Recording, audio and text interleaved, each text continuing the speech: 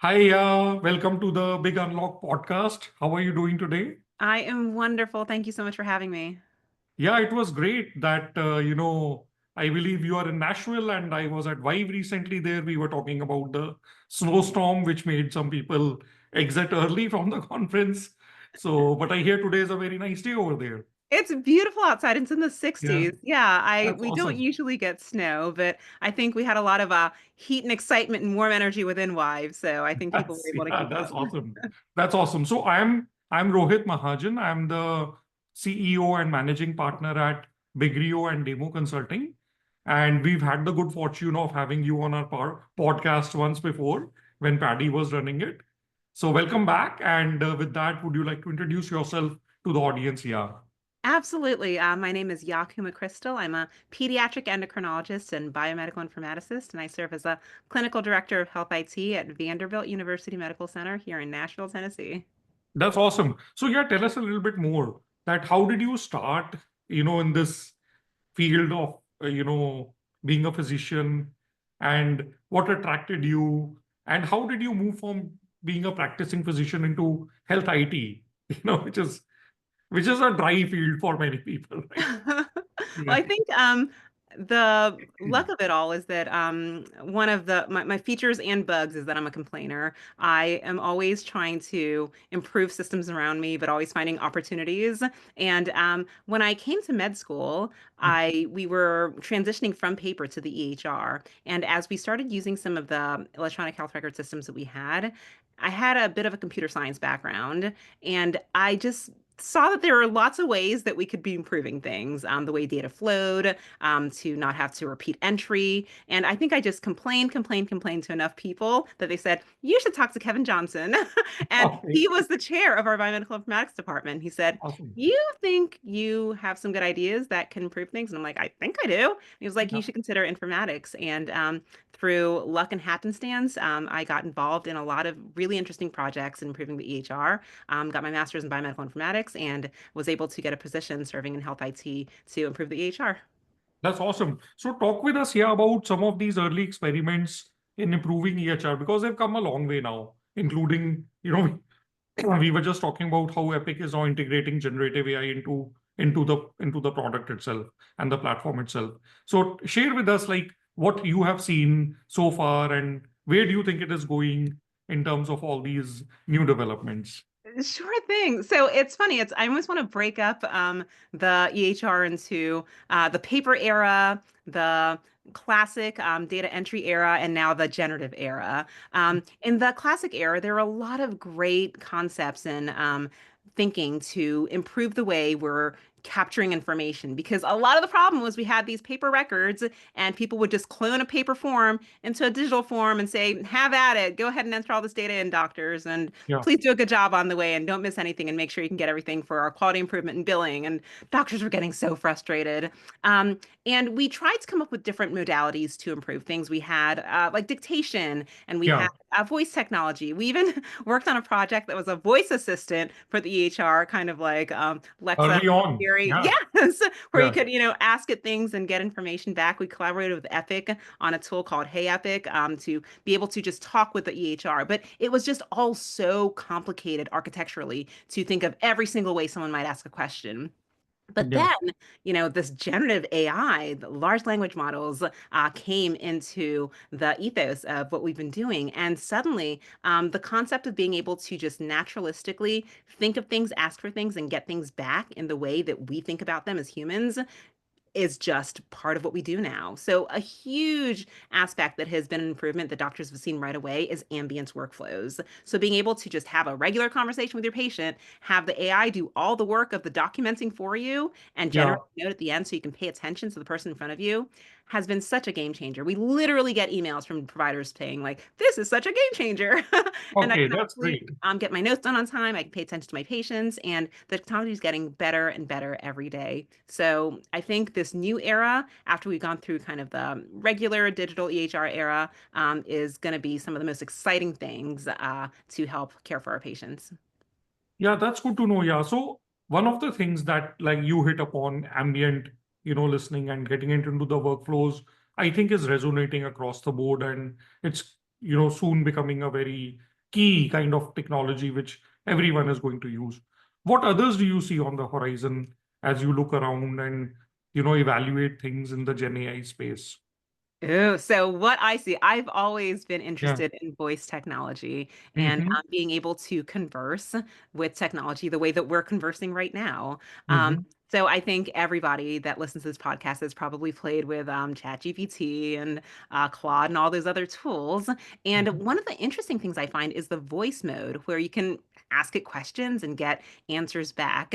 Any of us who've played with, the older Siri and all that stuff know Yeah. that sometimes you ask a question, it's like, I'll search the internet for you. And you're like, ah. But with Yeah. these tools now, you ask it and you get something back, and the thing you get back is related in context to the thing you're asking for, and you can ask follow-up questions. My biggest question is, when will we be able to integrate a workflow like that into the EHR?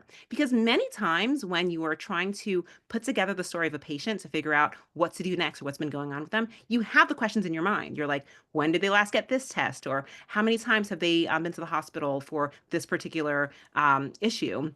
And these are questions you have in your mind. To find them, you have to navigate the EHR. You have to say, well, if I want to figure out how many times they have an encounter, I need to go to the encounter tab and I have to filter for ED visits. And there are these steps that you're taking to answer this question. But what if you could just like ask the Ask it. question and then Yeah. have the EHR understand you because it has this transformer architecture in the background that understands that can interpolate what is you're saying and feed you back the information, and that takes off so much of the cognitive burden of the work to find the things you need to care for your patient. Yeah, that's so interesting you say that because recently I've been talking with several people, including at Vive, and of course, one of the leaders that I speak with frequently is Dr. Ashish Atreja, and he described it like a headless EMR EHR. So it's basically that the voice interface is coming out in the front, and so you can ask it more questions in the natural language, and the EMR EHR is kind of disappearing in the background for the purpose of giving you those answers. So very interesting that you have been following it for such a long time. Let's flip it and see how does it look from a patient perspective or a caregiver perspective. And we were chatting about patient portals a few minutes ago before we got on the podcast. But yes, so what do you think about how are your patients, pediatric patients and their caregivers embracing this technology, and what are they asking you for?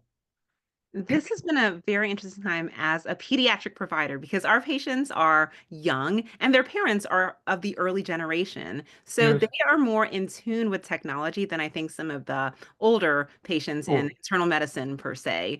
So oh. I've actually had a patient say to me, "Hey, I ran this through ChatGPT and this is what it told me. Do you agree?"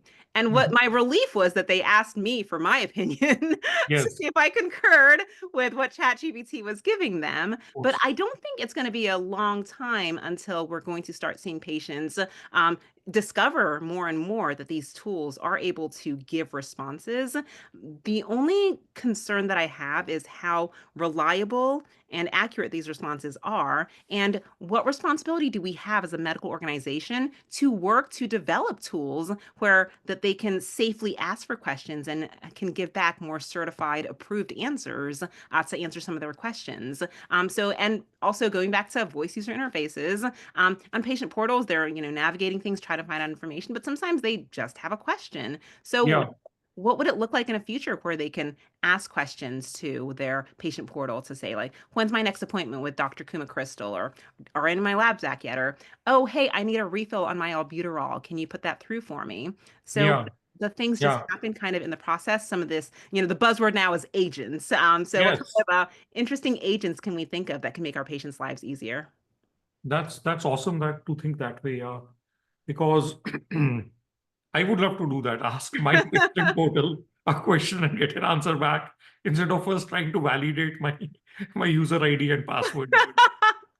And that's the thing because there's so many there are really interesting ways to authenticate people, like it would know Yeah, your voice. There are yeah. other factors like it knows that, oh, you're nearby because it detects like your phone's nearby. There are Yeah. just So it's many ways. such a fun time to be a nerd right now because Yeah. there's so many things that are converging with a lot Yes. of technologies we've been thinking about for a long time.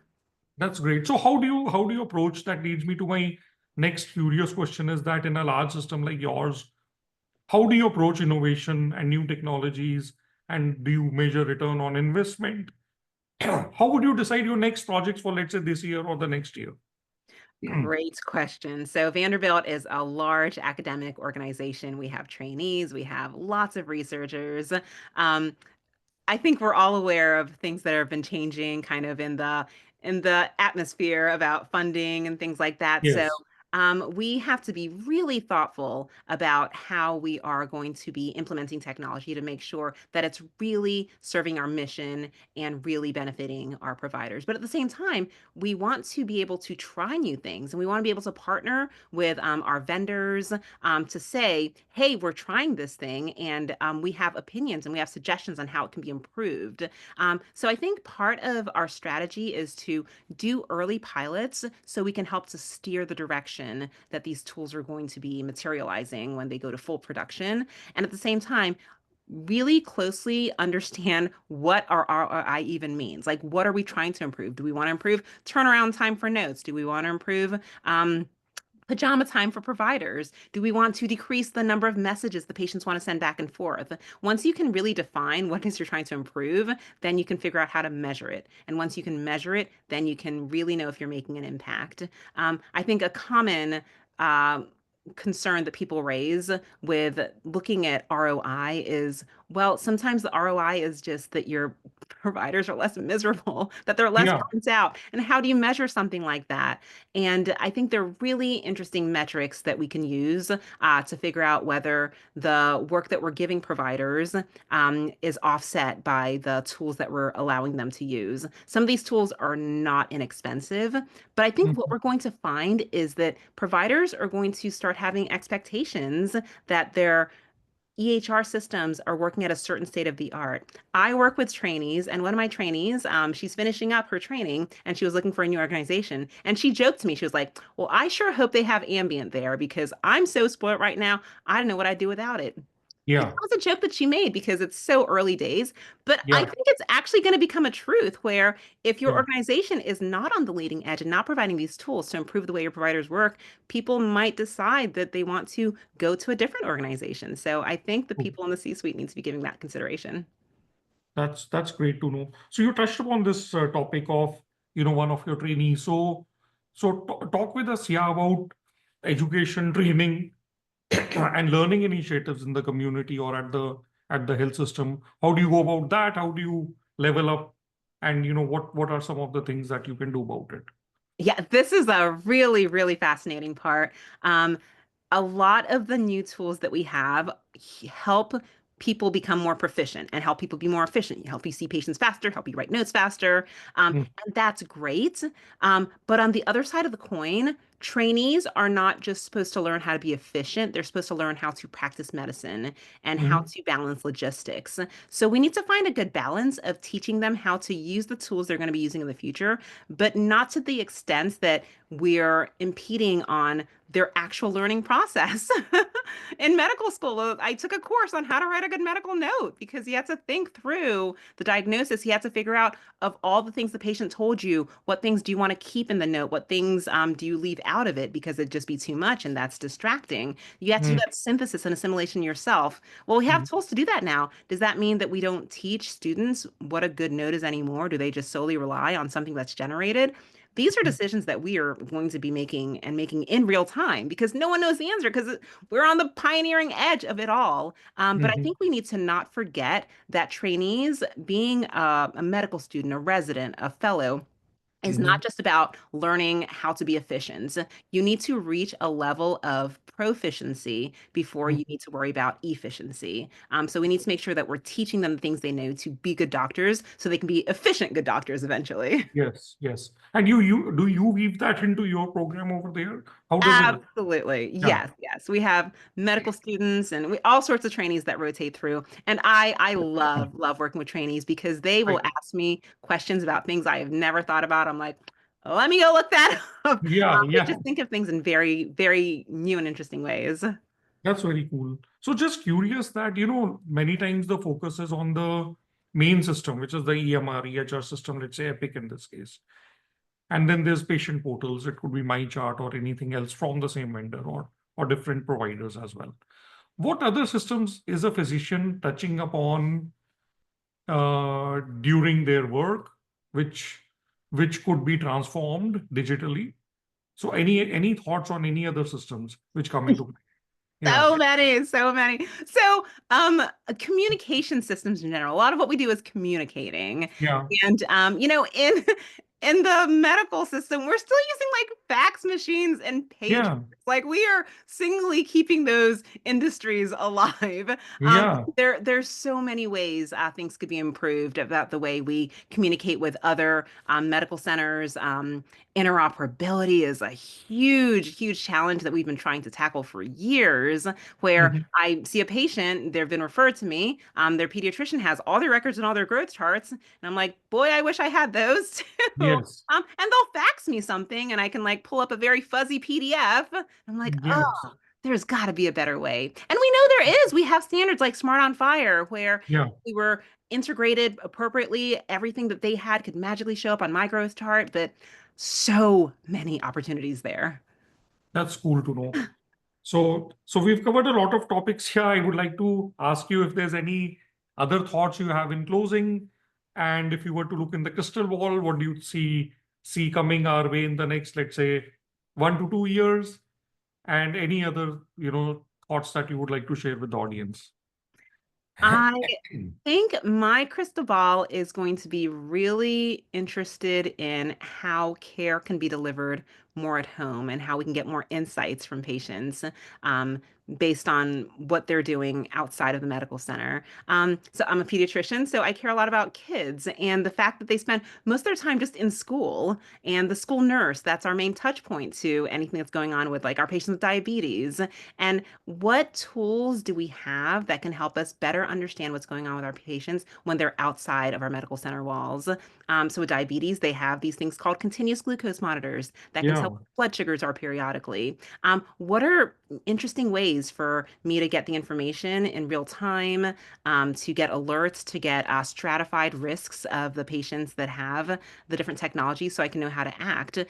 How useful would it be to have information like that available for all sorts of patients, for anyone on their watch, just so we can get a sense of which patients we need to make sure that we're really engaging with, so we can help improve their health. And on the patient side, so they can have a sense of autonomy also to say, like, hey, I really understand these details about my health. I'm getting these insights from my environment, and yeah. I can be proactive about how to stay well. Great, great. So with that, yeah, I think thank you for the podcast. Being a guest on the podcast second time around, like we talked about, and thank you for your time. And I'd like to close the podcast now. So Thank you so much. I look forward to a third, fourth, and fifth time. We'll talk about yeah, of how we course, got implement our new robot army to take care of our patients. of course, of course. Let me Have stop. a good